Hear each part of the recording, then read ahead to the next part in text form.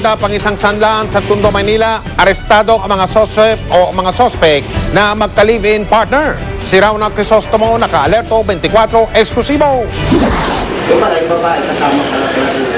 Daddad ng kalmot at pasa ang mukha ni Juanito Clo matapos makipagbuno sa mga nang-hold up sa kanya. Magbubukas daw siya ng pag-aaring pawn shop nitong umaga sa Ilaya Street, Tondo nang bigla siyang tutukan ng kutsilyo ng suspect na lalaki kasama ang isa pang babae. Kaya wala raw siyang magawa kundi sundin ng dalawa. Pero habang nililimas ang pera ng kanyang bag, nakatsyempo daw si Ko at sinubukang manlaban. Pero syempre, Naisip ko baka tuluyan ako kaya nahawakan ko yung kutsilyo, hindi ko na binitawan kahit na sinusuntok ako. Buti na lang, agad may rumispondeng barangay Tanod. Huli ang mag-live-in pa lang sina Francisco Ecija at Cherry Agustin.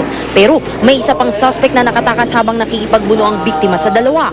Sa 50,000 pisong nakuhang pera, mahigit 4,000 na lang ang na-recover. Dala na pangangailangan yun, ma'am. Sakit po nanay ko eh. Ha? Hindi ko naman po alam na gagawin niya. Di na raw bago ang ganitong modus lalo na sa Tondo. Ilan na rin daw ang nabiktima ng dalawang suspect na nagpapanggap na mag-asawa. ako may isa to sa mga tumitira ng mga taxi dyan na kasama yung mag-asawa. Nabalitaan natin yon, mag-asawa ang tumitira sa taxi. O ito, ganito rin to ang modus nito. Payo ng pulisya, iba yung ingat at huwag basta-basta magtiwala sa taong di kilala. Rauna Crisostomo, nakatuto, 24 oras. Balikan po natin ang balita tungkol sa pagpunta sa Campo Libas sa lalawigan ng Pampanga ng isang biktima umano ng carjacking.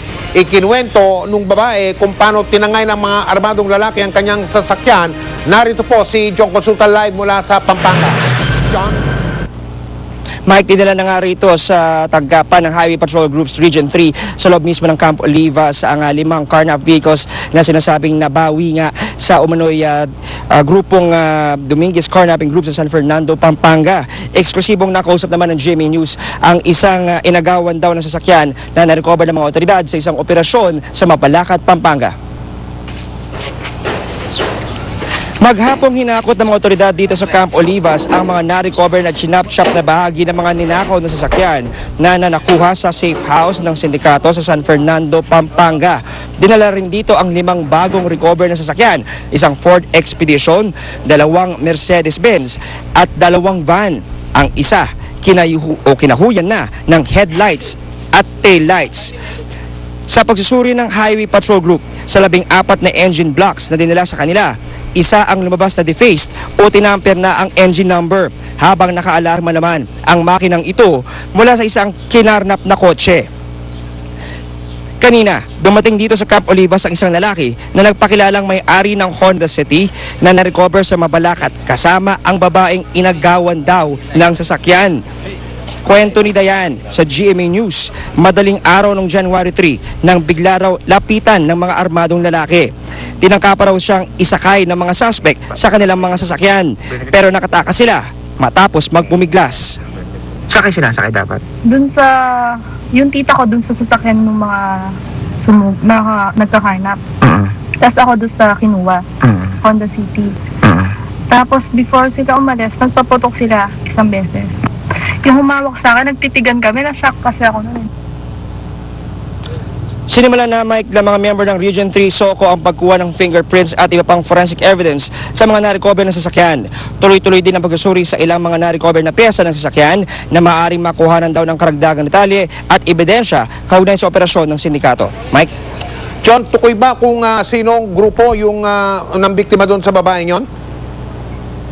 Mike, pakiulit lang ang ating tanong. Okay, tukoy ba sa puntong ito kung sino yung nang biktima, yung ng karnap at ng tutok doon sa babaeng yon na nakita mo dyan sa Campo Libas, John?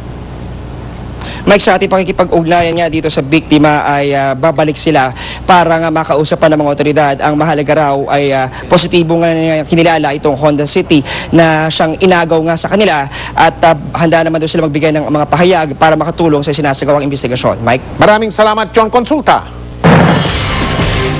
Up next, 18th birthday party ni Kylie Padilla ipinagdiwang kasama ang mga inabandonang bata.